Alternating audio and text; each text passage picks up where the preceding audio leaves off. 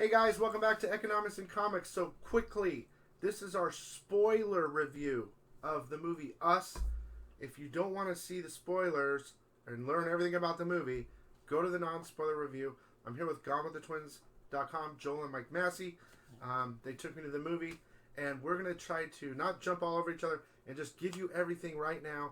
And that's it. So you guys don't have to go see it if you don't want to, or go see it after we talk about it. So what do you guys think? Let's just go ahead and start from the beginning, Joel. So the film starts off. It shows the young version of Lupita Nyong'o's character, Adelaide, and she is with her parents at a carnival.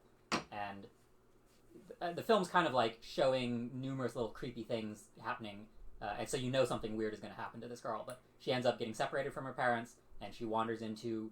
Well, they're at the Santa Cruz Beach at a carnival, and she wanders into kind of a hall of mirrors at this carnival. And there, something terrifying happens to her. Yeah. She sees a doppelganger of herself that is a different person. It's not her exactly. In like a mirror room. Mm-hmm. Like, you know, the House of Mirrors. Yeah. And then she's traumatized by it. Yeah. And they go, this is in 1986, and they jump ahead directly to present day. Which I thought was kind of weird, because it would seem that maybe she's 30. She's almost 40 years old in that. I guess she looked younger than that. Regardless. Well, she had two children who were fairly old. and she looks very young, too. But, yeah. So anyway, they jump to today. Current day, her and her family now, she's an adult woman now, and she has a husband and two kids. And so they end up going on a vacation to a beach house, but it just so happens that it's the Santa Cruz Beach again. And so she's very reluctant to, go back to that beach because something terrible happened to her when she was a kid. It's more like a lake house, and they could drive beach to the house, beach. And so they end up going and staying at this beach house, or lake house, and strange things start happening again. There's a lot of references to the biblical passage Jeremiah 11:11, and so basically more and more weird things keep piling up, and at night, eventually they're visited by a family of doppelgangers. So it's and you see this in the trailer, right? There's four people, exact identical family members, and they're holding hands out on the driveway. Brilliantly creepy scene, and eventually it turns into a home invasion movie. And so these four doppelgangers break in. They're all wearing red. They're carrying scissors, and they gain control of the situation. And what's really fascinating at this point is the ringleader, which is Lupita Nyong'o, whatever her name is. Her doppelganger is in charge and commands the other three doppelgangers to kind of separate the family. So Winston Duke's character, his doppelganger takes his character, and they go off on the boat, right? And then the little girl, she's forced to run down the street, and her doppelganger chases after her. And then the boy is forced to play with his doppelganger. Yeah, they all split up, and they all have their own little... Yeah, there's kind of a divide and conquer. You get kind of like home invasion, terrorizing the family for 15, 20 minutes. But it's actually funny too. Yeah, a lot of humor in this film. The only one that can actually talk is the main character's double, and the other ones are like, and it's like really funny, I think. Well, you get sort of an explanation. Lupita's character, her doppelganger, kind of explains that these other characters are sort of like shadows. They're called untethered. Or the tethered, anyway, so... Yeah, the tethered. There's definitely some weird kind of connection going on between them, and a lot of their movements are synchronized with one another, so it's pretty fascinating. But, so here's where it kind of starts to change, is where, as an intimate home invasion movie, you've got four characters being terrorized by their doppelgangers, but as the core family escapes, they go down to another beach house where their friends are staying. And it turns out the friends also have doppelgangers. So the scope kind of gets bigger. And this is kind of where it lost me a little bit. I didn't really like the idea. I liked Lupita's family having to deal with this crisis, right? But as soon as other people start having the same crisis, the scope gets too big. It's a little strange, too, because they don't really explain it all that well. But, the Lupita Nyong'o's family is kind of tortured and tormented by their doppelgangers, whereas the neighbors down the road, they just all get killed immediately by their doppelgangers. They just get the scissors. There's no scissors to the with neck. them. Well, regardless, we're not trying to shorten it, but I mean, this is what it is. Everyone has a doppelganger. In the world, right? or maybe America. I yeah, mean, they never kind of really alluded to it's just the United States. It could be but... just America. They all live underground in these weird passages, and they eat rabbits, and they just that's all. And probably they eat only rabbits because they can multiply so much. It's an unlimited source, but they're brainless. I'm trying to give it all quick. Yeah, well, you get kind of the island, right? Michael Bay's The Island. It's almost so everybody's got this counterpart, and you get a sense except they're connected. Yeah, but you get a sense that like the government had something to do with this setting up doppelgangers. They say that. They say that and it's humans created and it's not it's not detailed so specifically that you could kind of really get to the bottom of it. They do say that the doppelganger they live underground and they're like mindless because they never experience anything in the world. Yeah. But like say. It's kind of weird because we have two right here, but if I had an opposite and I'm living up in the world doing movements and stuff and experience all these things, they're down underground like doing the same thing, but they don't know why they're doing it. It's really weird. And they basically say that they were created so that they could control the people above ground, which is really odd, and it kind of branches off a little bit. But anyway, next. So after the family goes and is killed by their doppelgangers, Lupita Nyong'o's family goes over there, and they have to kill the doppelgangers of that family. And, the neighbors. The neighbors. And so then they end up, getting away from that situation, and there's still, the boy has his doppelganger still alive, and so does Lupita Nyong'o's. And so they're kind of like chased a little bit throughout the night.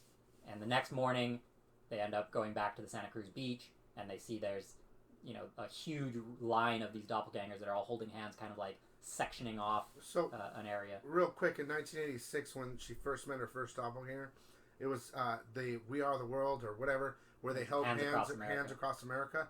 So that's stuck in this girl's mind, or doppelganger or whatever. So that's what these people are doing now. They're killing their others. They're coming out underground and they're killing us, the normal people, and then they're holding hands across America.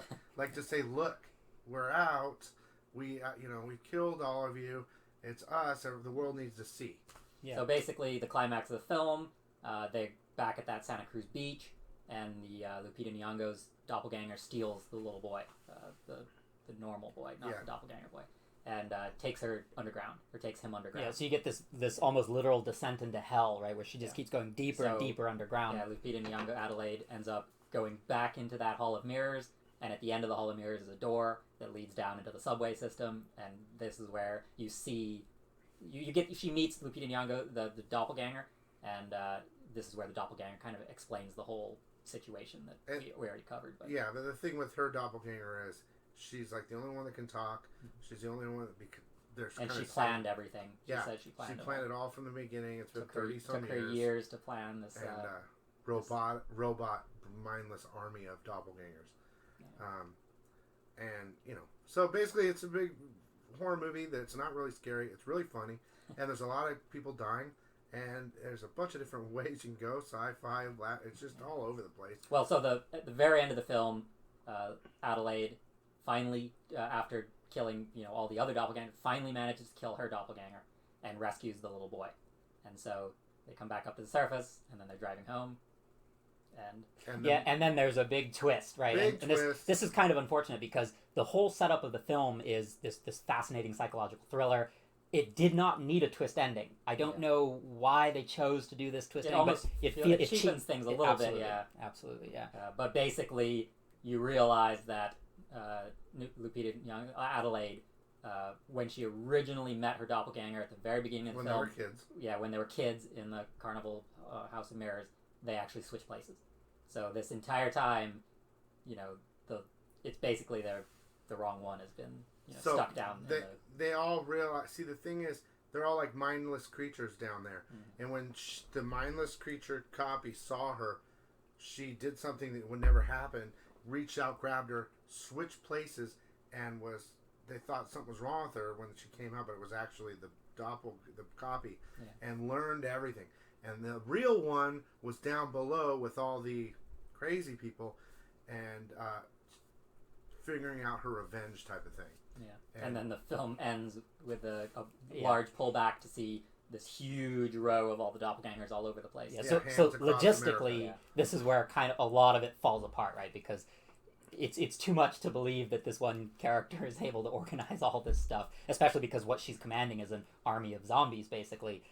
yeah, it has a lot of problems, I think, at this ending. But leading up to that point, the psychological thrills are very well handled. And I mean, overall, while we, maybe it made it sound like the ending goes off the deep end, which it kind of does.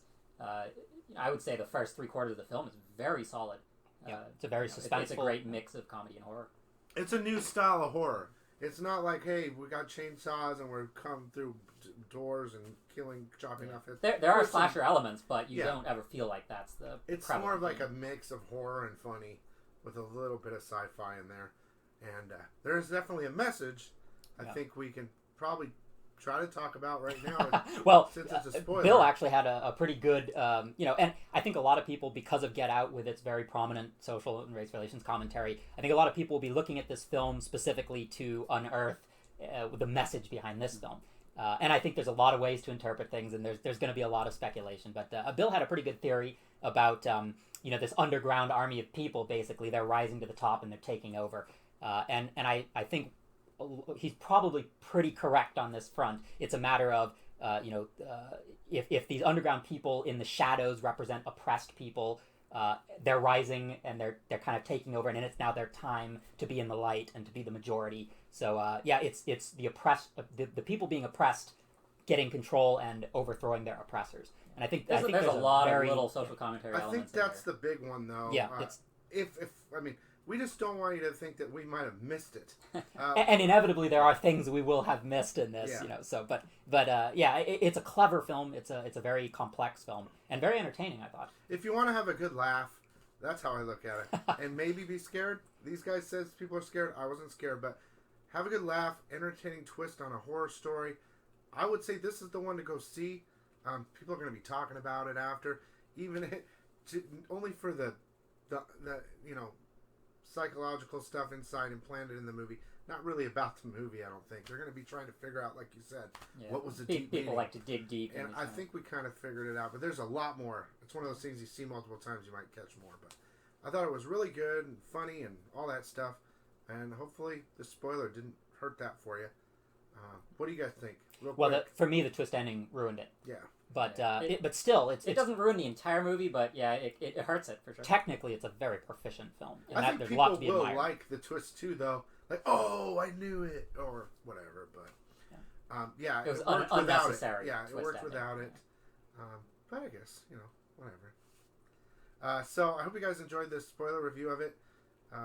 That's it for me. Don't forget to subscribe. Yeah. Why do I always forget that? Check them out at GoneWithTheTwins.com. And please sub if you like this.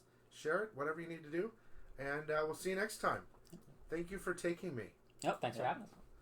My doppelgangers. All right, see ya.